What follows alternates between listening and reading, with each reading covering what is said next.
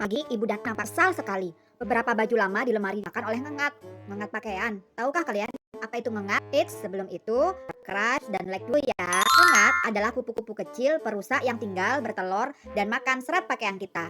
Ngengat bertelur di lapisan pakaian yang berasal dari binatang seperti wool, karpet, atau bulu. Telur-telur itu akan menjadi ulat yang sangat rakus dan bergigi kuat sehingga mampu menghancurkan kain. Ulat itu kemudian menjadi nimfa dan selanjutnya menjadi ngengat dewasa.